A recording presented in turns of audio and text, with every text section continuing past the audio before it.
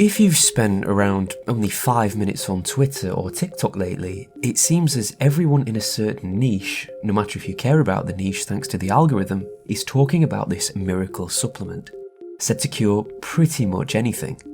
Some people are saying it's a true medical marvel, better at treating certain types of diseases, including many different types of cancers, whilst some are arguing that it's actually fatal, and people should not really be taking it at all. But the thing is, this supplement isn't even approved by the FDA, so surely the latter are correct. Well, with the literature, mainly in the forms of Sigma tweets, expanding, there's now a lot to decipher over whether or not this is in fact the miracle that influencers are claiming it is. So, this is Methylene Blue, and it's time we talk about it without lying to make sure no one gets ill or worse, dies. Here it is, reviewed.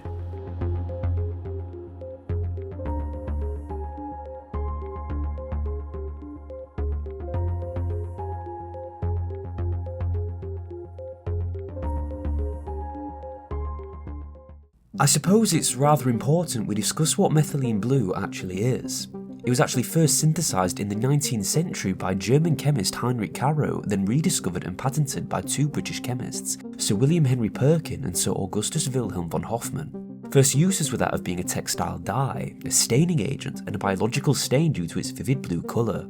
It's often used in chemistry to test for aerobic respiration, and eventually the substance gradually found use in medicine, first being trialled as an anti-malarial treatment and also for treating methemoglobinemia, which sees blood oxygen carrying capacity reduced. But if we fast forward 100 years, it seems to have gained traction in several different fields. One such field is one's brain power and cognition, which is one of the main reasons people seem to be discussing it online. There's lots of claims that when someone consumes methylene blue, they'll have enhanced memory and attention, and it's even been experimented in Alzheimer's disease. Well, how exactly would this work? You see, methylene blue has been shown to influence mitochondrial function. These are the powerhouses of the cell, responsible for the production of pretty much your body's entire energy supply. If we go inside the mitochondria, we get the electron transport chain. This will create energy in order to make ATP, our source of energy when we do anything. But also, there's been links to methylene blue and nitric oxide synthase. When this is present, there'll be more nitric oxide, causing greater vasodilation. Your brain will basically just get more blood flow. And even more is there'll be greater cyclic guanosine monophosphate, all in all increasing neurotransmission and synaptic plasticity, both of which can aid cognition. It sounds good, doesn't it? But does it actually work? Well, there's been many animal studies comparing spatial memory retention before and after supplementation, and the majority found that when rats were given methylene blue, they could in fact remember more accurately where they were in space, but that's rats. In humans, it's actually even more interesting.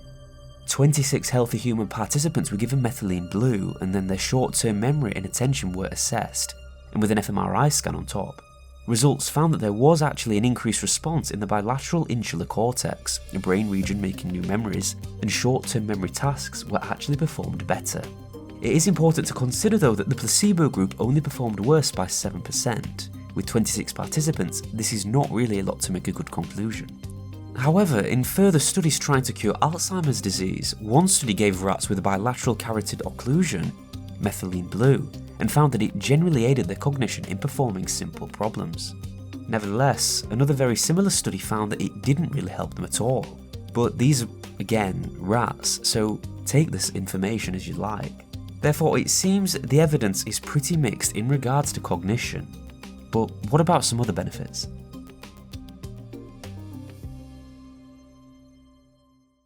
Another key difference of methylene blue is the effects it supposedly has on one's mood. Again, another claim via Twitter.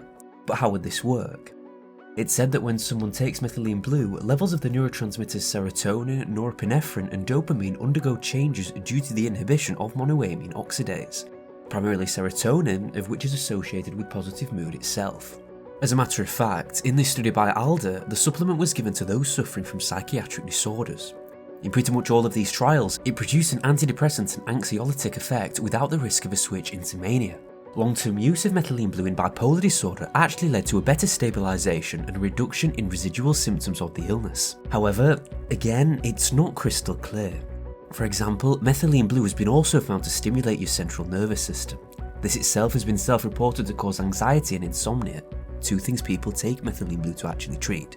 There's also links to serotonin syndrome due to the inhibition of MAO. Even the evidence here isn't proving too clear, and serotonin syndrome is actually fatal.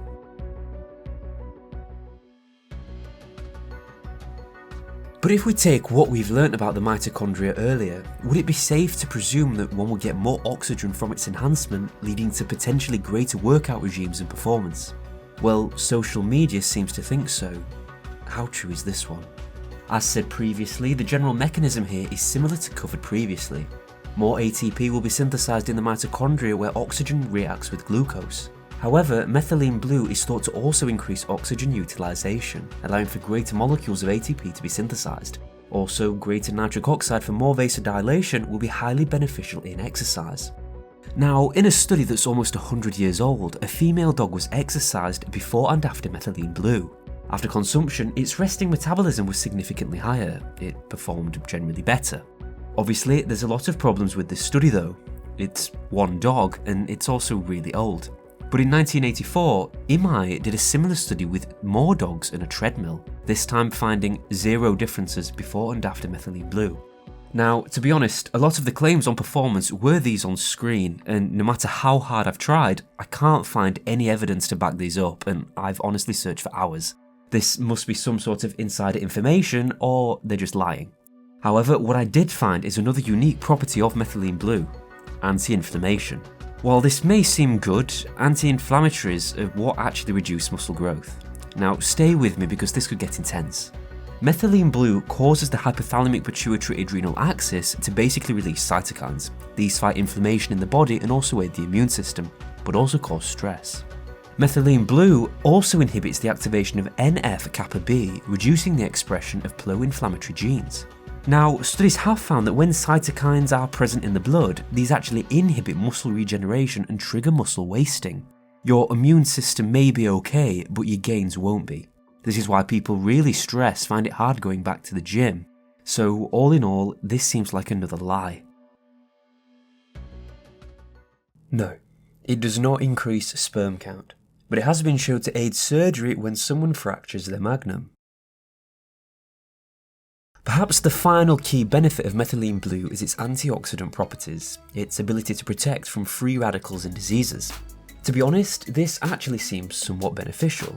In breast cell tissue, methylene blue was shown to aid the killing of tumour cells during methylene blue photodynamic therapy.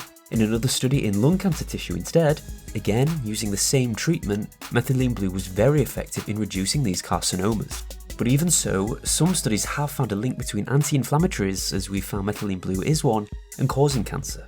Nevertheless, we've also found links between methylene blue and Parkinson's, with this study showing a critical role in it preventing ischemic strokes and even Lyme disease, with the substance performing generally well against the bacteria in its growth persisting stages. So, I don't know about you, but to me, maybe the evidence is in favour of using it in medicine and keeping it out of use recreationally. We just probably need a few more studies in different diseases in medicine. But in terms of not using it recreationally, here's more information why.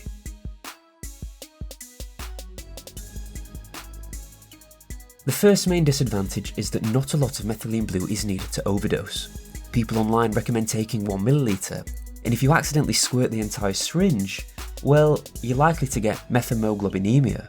A normal amount of methemoglobin is produced, and your body won't be able to carry oxygen. You'll likely die if we're being honest. And that's not all. Most medications have a reaction with methylene blue, including antidepressants, MAOIs, and many more. Taking both can cause serotonin syndrome, again, which can kill you.